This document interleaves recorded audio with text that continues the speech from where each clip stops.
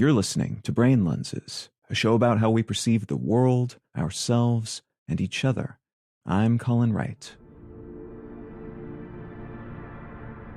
Despite warnings from prominent scientists that there's a 20% chance of a new Omicron-scale COVID-19 outbreak sometime in the next 2 years, with one such scientist saying it's probably closer to 40%, and despite ongoing issues with the disease, from a death rate that's still claiming more than 1,000 lives each week to chronic long COVID infections that don't go away for months or years after the disease has technically lapsed, the U.S. government has declared the pandemic over, and the World Health Organization has done the same. There are solid arguments for why maintaining an ongoing pandemic posture might be prudent, as the label allows the relevant organizations, internationally and nationally, to deploy more resources than would typically be delegated for disease-related investments, and allows undertakings that would generally be cumbersome and time-consuming to be fast-tracked.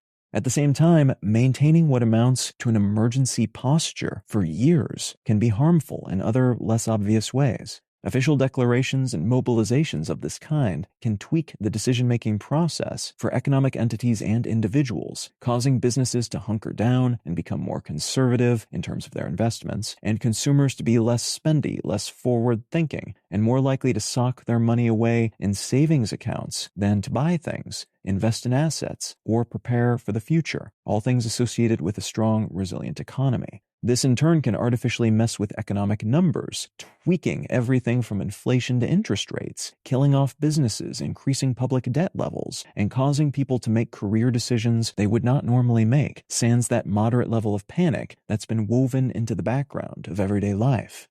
The maintenance of a publicly declared emergency state can influence our psychological well-being as well. There's evidence that recessions, localized or global, can increase rates of depression, self-harm, and suicidal ideations and attempts. More people tend to utilize available mental health resources during these sorts of emergencies, which is arguably a good thing, but that increased use is sparked by heightened levels of psychological distress throughout society, which is generally less good. Economic emergencies have been associated with higher levels of perceived interdependence, which isn't always negative, but it's strongly correlated with tribal thinking and racial animosity. A sense of personal independence is linked with a greater acceptance of diversity, while interdependence has been tied to higher levels of prejudice toward those we consider to be part of out-groups.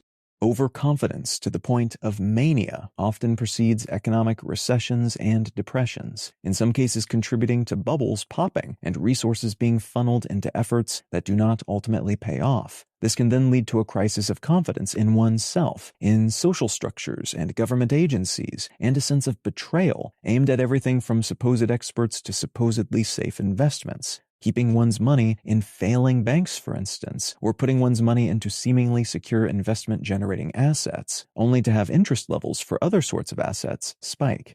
We see similar ebbs, flows, peaks, and craters in extreme emotions, and the manias and exhaustions associated with them during pandemics as well.